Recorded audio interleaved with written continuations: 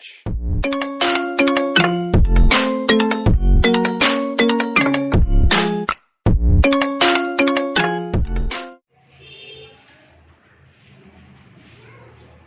Hello student, good morning.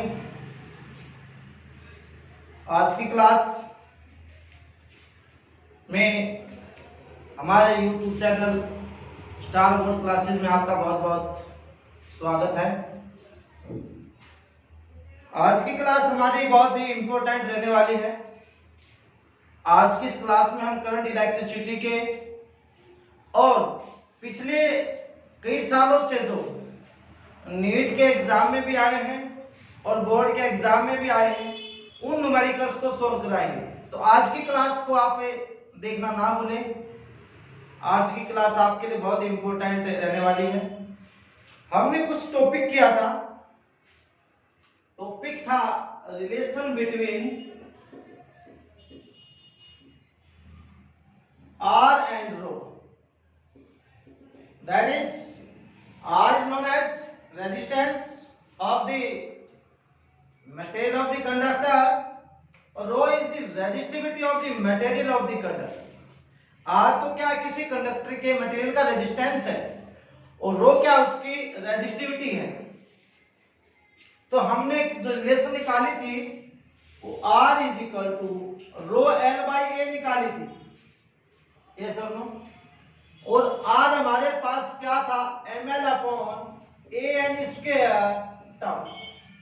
तुम यहां रख लो ml upon A N square tau upon में आर एल बाई एल से एल कैंसिल, ए से ए कैंसिल, तो रो हमारे पास m upon N square tau.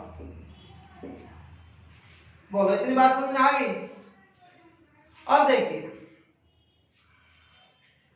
m क्या मास, n क्या नंबर डेंसिटी ऑफ इलेक्ट्रॉन, मतलब किसी भी कंडक्टर के अंदर कि कितनी वॉल्यूम में कितने इलेक्ट्रॉन हैं। n क्या होता है, n होता है नंबर ऑफ इलेक्ट्रॉन्स पर इनटू वॉल्यूम। इलेक्ट्रॉन की संख्या अपॉन में उस कंडक्टर की वॉल्यूम। हमारे पास क्या होता है, नंबर डेंसिटी ऑफ इलेक्ट्रॉन। तो यहां पर m तो क्या मास ऑफ इलेक्ट्रॉन, n क्या number density of electron, E क्या चार्ज ऑफ इलेक्ट्रॉन, तो क्या रिलैक्सेशन टाइम जब इलेक्ट्रॉन आपस में कोलाइड करते हैं। अब देखिए आप रो जो वो इनवर्सली प्रोपोर्शनल किसके n के भी है और वो तो उसके भी क्या इनवर्सली प्रोपोर्शनल है। दोनों के क्या इनवर्सली। आपको पता है कि जो कंडक्टर होता है, कंडक्टर उसमें करंट फ्लो करता है बहुत आसानी से, क्योंकि वहां पर कोई अपोज नहीं किया जाता। किसके द्वारा, रेजिस्टेंस के द्वारा भी और रेजिस्टिविटी के द्वारा भी। जो रेजिस्टिविटी होता है वो किसी मटेरियल की प्रॉपर्टी होती है बेटा। और देखो तो किसके ऊपर डिपेंड करता है, n क्या नंबर है। अगर किसी में जितने ज्यादा इलेक्ट्रॉन होंगे, फ्री इलेक्ट्रॉन होंगे, आपको पता है इलेक्ट्रॉन में ज्यादा इलेक्ट्रॉन होते हैं, फ्री इलेक्ट्रॉन। जिस तरह सिल्वर है, सिल्वर में बहुत ज्यादा इलेक्ट्रॉन होते हैं, बहुत ज्यादा इलेक्ट्रॉन है, तो इसलिए उसमें करंट आसानी से फ्लो करता है। इसलिए सिल्वर के तो सिल्वर होता है उसकी रेजिस्टिविटी बहुत ही लो होती है, उसमें इलेक्ट्रॉन का अपोज नहीं किया जाता। ये तो नंबर ऑफ इलेक्ट्रॉन जिसमें ज्यादा हो वो अच्छा कंडक्टर होगा, अच्छे से मूव करेंगे, अच्छे से मूव करेंगे तो वहां उसकी जो रेजिस्टिविटी वो लो होगी। और टो का भी क्या होता है इनवर्सली, क्योंकि आपको पता है कि टो किसके ऊपर डिपेंड करता है, टेम्परेचर के ऊपर डिपेंड करता है। टो क्या होता है, रिलैक्सेशन में टाइम होता है।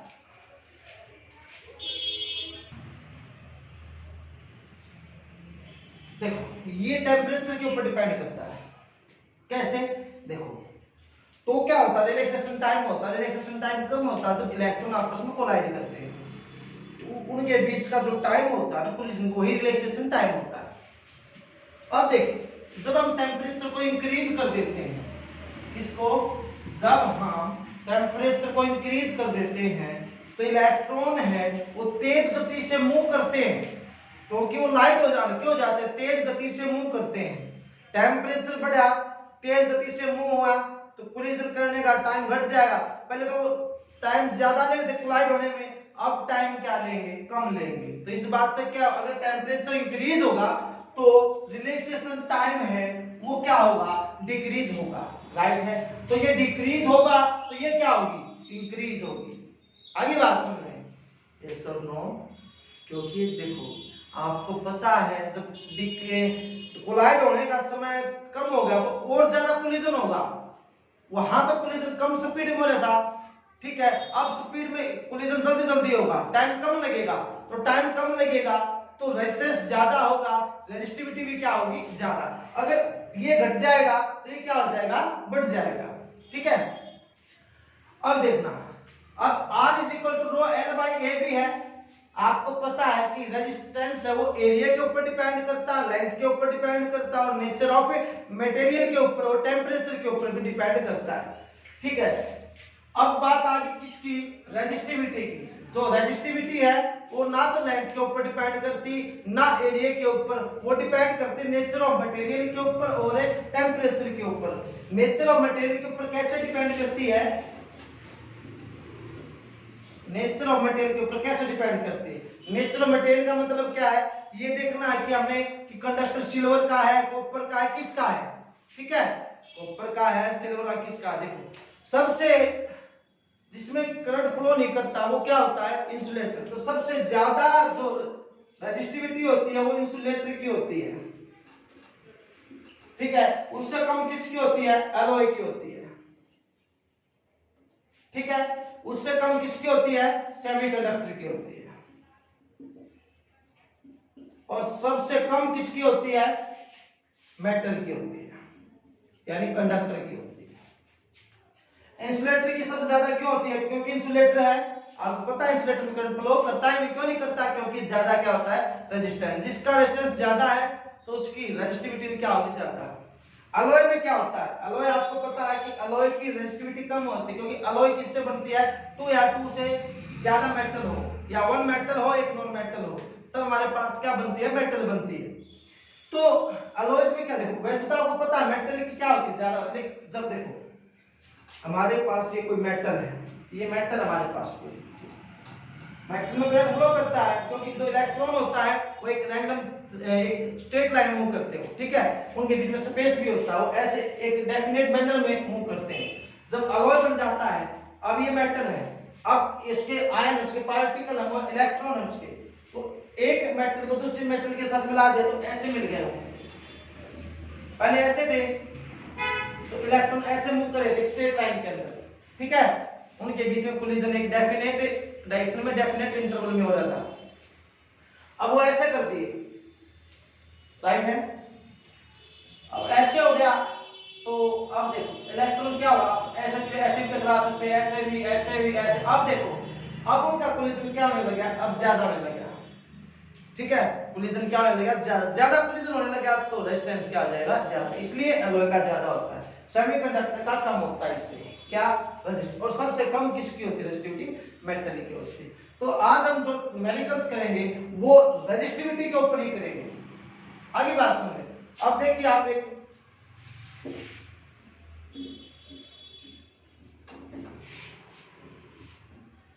हमारे पास कोई भी मेटल है, कोई भी मेटल है, मेटल एक ही बात, तो जो मेटल है वो एक मेटल के रूप में है, तो हमने कॉपर ले लिया, उसका टेम्परेचर भी दे दिया, ठीक है,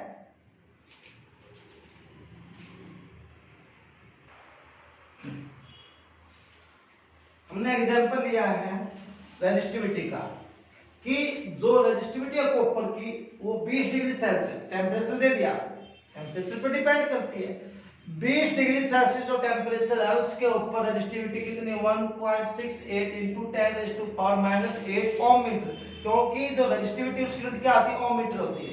अब बताओ, देखो इस बात से मतलब क्या है कि जो रेजिस्टिविटी है कॉपर की 20 डिग्री सेल्सियस के ऊपर इतनी क्या होती है रेजिस्टिविटी। देखो हमारे पास ये है वायर, ठीक है, और रो क्या है इसकी रेजिस्टिविटी, राइट है, ये कोई मोटा वायर है,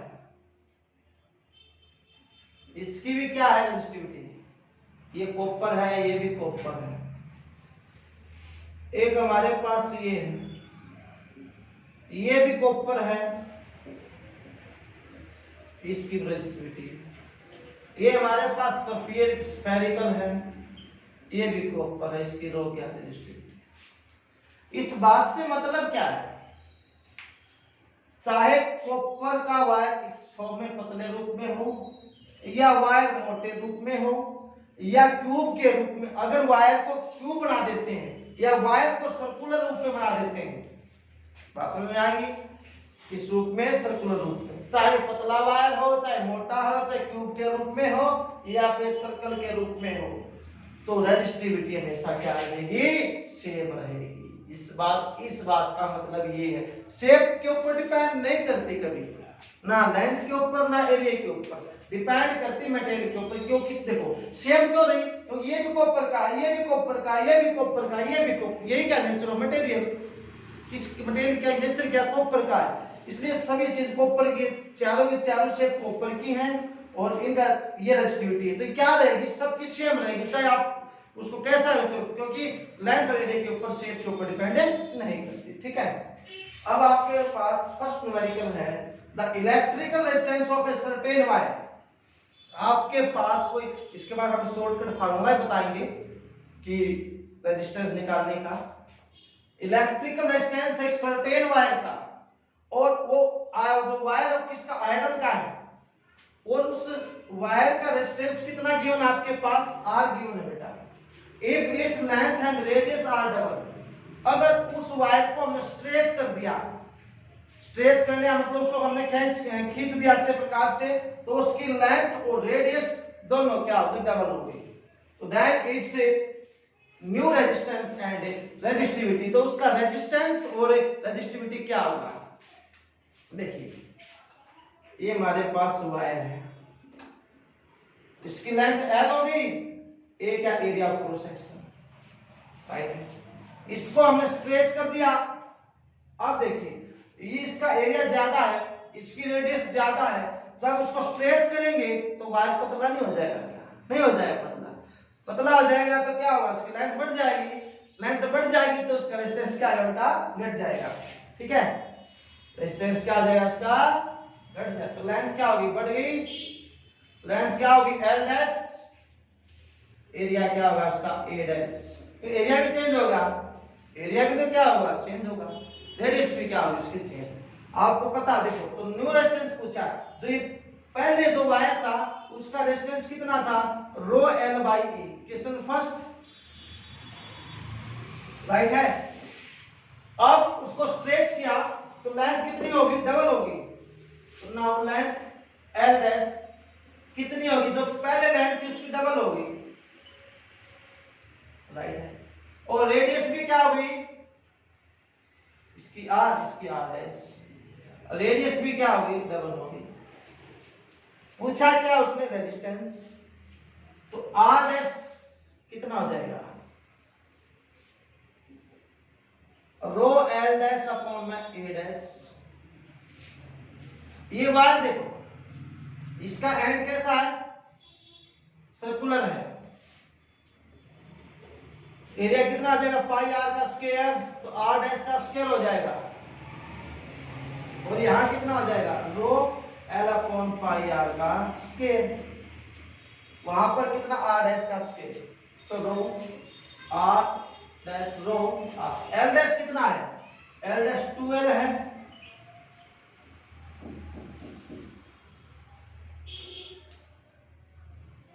ठीक है, अपॉन पाई, रेडियस क्या होगी, डबल, तो 2r का स्क्वायर, पहले आर थी, अब कितने, आर डैश का क्या रह गया, 2r,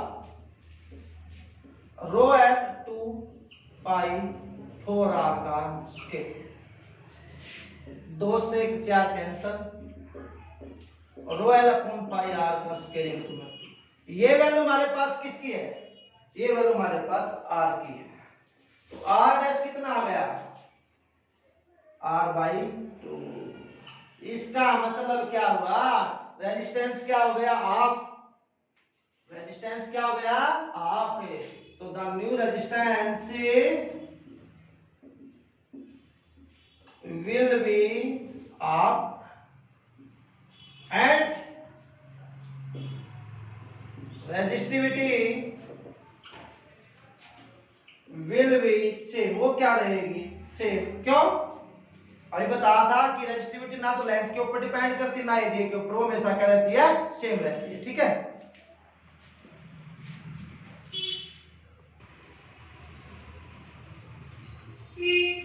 the masses of the wire of copper, copper wire है और कॉपर वायर के मास दे दिए और वो मास किस रेशो में है, 1:3:5 में है। And their lengths are in ratio, और उनकी जो लेंथ है वो किस रेशो में है, 5:3:1। The ratio of their electrical resistance, तो उनके जो इलेक्ट्रिकल रेजिस्टेंस है उनकी रेशो हमने फाइंड करनी है, राइट है। उनके इलेक्ट्रिकल रेजिस्टेंस की हमने रेशो फाइंड करनी है। क्या मास है कॉपर वायर के किस रेशो में, 1:3:5 के अंदर, और लेंथ का रेशो दे देखो मास का। इसमें बहुत ही डिफिकल्ट बात है, 1988 में क्वेश्चन आ रहा, बहुत पुराना है लेकिन बहुत ही अच्छा क्वेश्चन है ये। तो ये बस मास का जिक्र आ रहा है, तो मास तो हमने किया नहीं, तो देखो उसको कैसे सोल्व करोगे आप। जब आपको पता है आर कितना होता है, रो एल बाई ए, इसमें मास तो नहीं है, ये तो बड़ी समस्या होगी, मास नहीं है तो क्या करोगे, घबराने की जरूरत नहीं है। देखो जो डेंसिटी होती है वो मास बाई वॉल्यूम होती है। देखो यहाँ कॉपर जो रो वो तो सेम रहेगी, रो क्या रहेगी, सेम। क्यों रहेगी, because all the wires of copper, क्योंकि सभी के सभी वायर किसके, कॉपर के, इसलिए वो चेंज नहीं है, वो सेम रहेगी, ठीक है।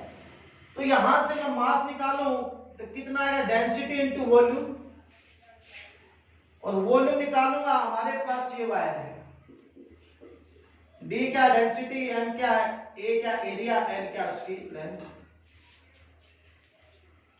तो mass density into volume, volume का एरिया इनटू लेंथ, यहां से एरिया कितना आ गया, एम डी वाई एल, और वास्तव में आ गई, यहां रख दो R rho L upon M into में डी इंटू एल, राइट है। रो डी एल का स्क्वायर अपॉन में एम। आपको पता है जो रेजिस्टिविटी वो क्या है, सेम है, क्योंकि सभी के सभी क्या है, कॉपर के हैं, और जो डेंसिटी वो भी क्या कांस्टेंट, फिर सभी कॉपर के सभी डेंसिटी क्या सेम। तो बस क्या बच गया, एल स्क्वायर बाई एम बच गया, एल स्क्वायर बाई एम, ये बच गया, क्वेश्चन हटा दिया। अब देखिए लेंथ का रेशो और मास का रेशो, लेंथ का रेशो 5:3:1 और मास का 1:3:5, तो यहां रख दीजिए आप। पहले ऊपर लेंथ का, तो लेंथ कितना, 5 का स्क्वायर अपॉन मास कितना, 1, तो 1 का स्क्वायर रेशो, फिर कितना, 3 का स्क्वायर अपॉन, फिर कितना है मास कितना, 3, लेंथ कितनी, 1 का स्क्वायर, वहां कितना है, एक मतलब लेंथ है 1 और मास कितना है 5, तो ये हो गया, ठीक है। तो कितना हो गया 125, 12 तो नहीं है शायद, मास तो कितना है 1 है, मास 1 है, और लेंथ यहाँ 5, 3 और 1, ठीक है, 1, 3, 5, 5, ठीक है।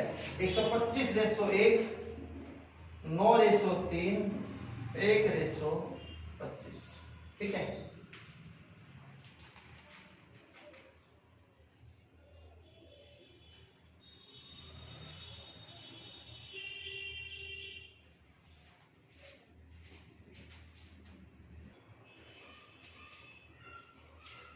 देखो इसका स्क्वायर लेंथ तो 5 का स्क्वायर तो 25 होता है बेटा, 3 का स्क्वायर 9 और इसका सॉरी नीचे 5, 1 का स्क्वायर 1/5, 3 कैंसिल हो गया, कितना हो गया 25:1, 3:1, 1:5, ये हो गया। इसके बाद देखिए ये आ गया 25:1, 3/1:1, एलसीएम आ गया 5, ठीक है। सबके साथ मल्टीप्लाई कर दो, सबके साथ कितना 125:115:1, ये आ गया हमारा आंसर, ठीक है। ये उनके रेजिस्टेंस का रेशियो आ गया, ठीक है।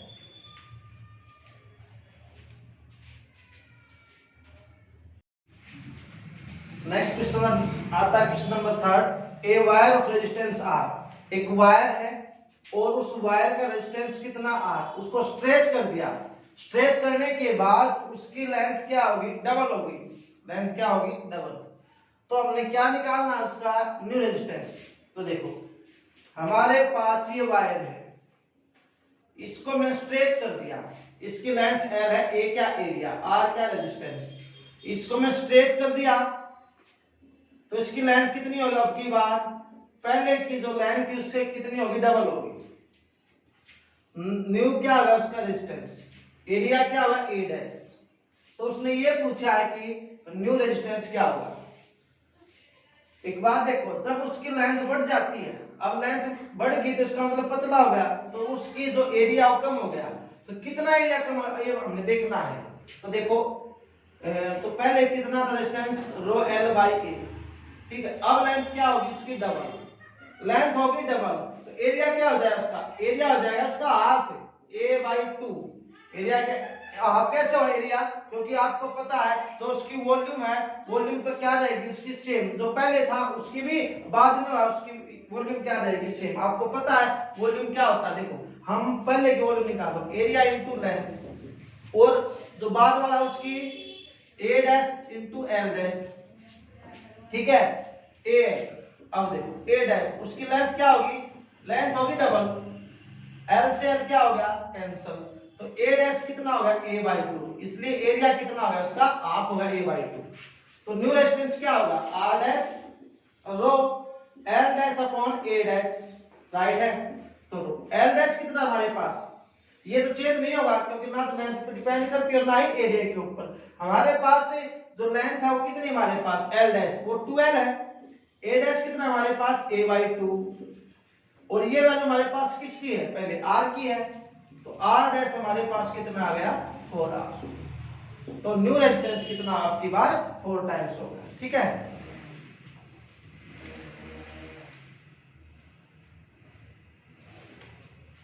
अब देखिए, अब आता है shortcut for stretching and compressing length.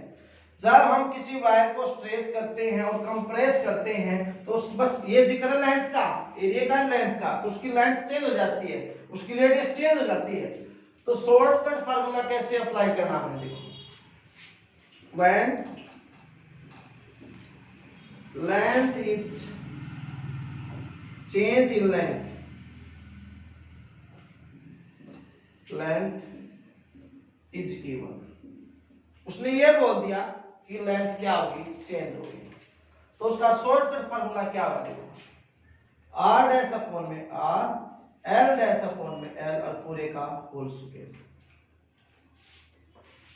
Right है क्या, R dash upon R is equal to L dash upon L का, ये शॉर्टकट फार्मूला। इसको तो हमने ऐसे किया है, इसको हम इस तरीके से कर सकते, कैसे देखो, आर डैश बाई आर, उसकी लेंथ कितनी होगी, लेंथ होगी डबल, तो 2l अपॉन में l पूरे का होल स्क्वायर, l से l कैंसिल, तो r डैश कितना आ गया, 2 दूनी 4, बस देखो ये बिल्कुल सेम है।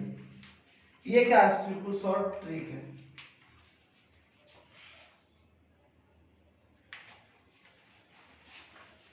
ये फर्स्ट पार्ट था। अब इसका सेकंड पार्ट देखिए, ये जब उसकी लेंथ चेंज हो जाती है, सेकंड पार्ट में व्हेन चेंज इन रेडियस,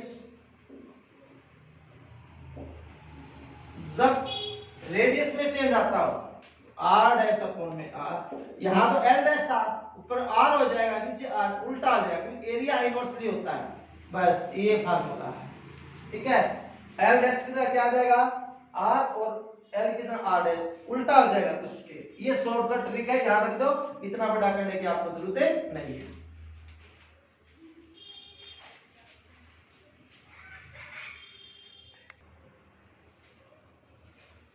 आ गया था क्वेश्चन नंबर 4 नीट 2017 में आया था कि दी रेजिस्टेंस ऑफ ए वायर, कोई वायर है उसका रेजिस्टेंस कितना आर, अगर उस वायर को मेल्ट कर दिया गया और मेल्ट करके उसको स्ट्रेच कर दिया, उसको खींच दिया गया, तो to n times its original length, तो उसकी लेंथ है वो कितना बढ़ गई, n टाइम्स बढ़ गई पहले की। तो न्यू रेजिस्टेंस पूछा, एक वायर है, वायर का रेजिस्टेंस R है उसको मेल्ट करके स्ट्रेच कर दिया गया और उसकी लेंथ कितनी बढ़ गई n टाइम्स, तो हमने क्या निकालना उसका न्यू रेजिस्टेंस। तो देखिए हम शॉर्ट फार्मूला यूज करेंगे। हम देखो न्यू लेंथ कितनी होगी इसकी, पहली लेंथ की अपेक्षा कितनी होगी NL होगी। उसकी लेंथ पहले N थी, स्ट्रेच किया उसको मेल्ट करके स्ट्रेच किया तो N उसकी N टाइम्स होगी।